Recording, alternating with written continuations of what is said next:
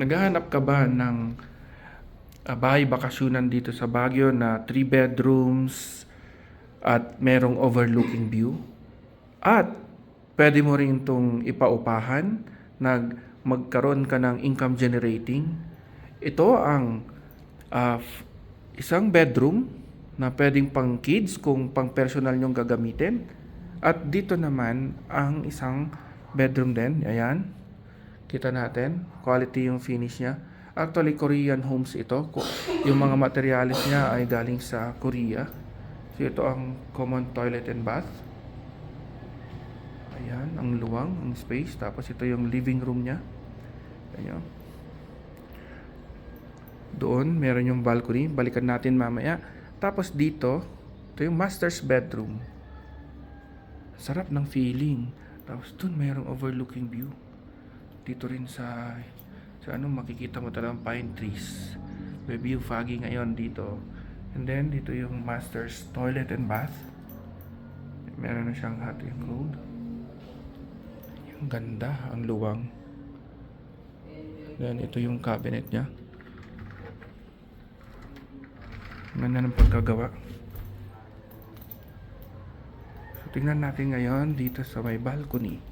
So dito sa balcony na to, yan, pwedeng mag-stay dito, mag-coffee and nakaka-relax. Yan, may mga pine trees at foggy, talagang overlooking view. Sarap tumira dito sa Baguio kapag ganito ang tirahan mo. So kapag kayo ay naghahanap ng 3 bedrooms, 2 toilet and bath dito sa Baguio na pwede nyong ipa-Airbnb or pwede nyong gamiting bahay bakasyunan, dahil ito ay may sarili siyang security guard na 24-hour security. Ayan, kahit iwanan mo, may magbabantay sa bahay mo.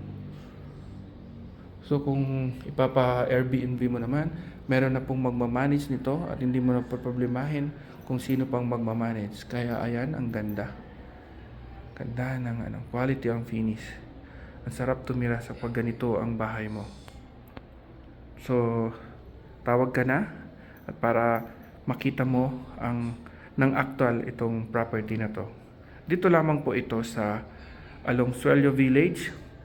Malapit lang po siya sa Pure Gold at malapit din siya sa bagong ipapatayong terminal ng bus dito sa may Dontogan. Malapit sa 7-Eleven, sa church, malapit din siya sa golf course. Few minutes lang po ito sa golf course. So yan, ang sarap, ang lamig. Sarap tumira dito. Nakaka-relax.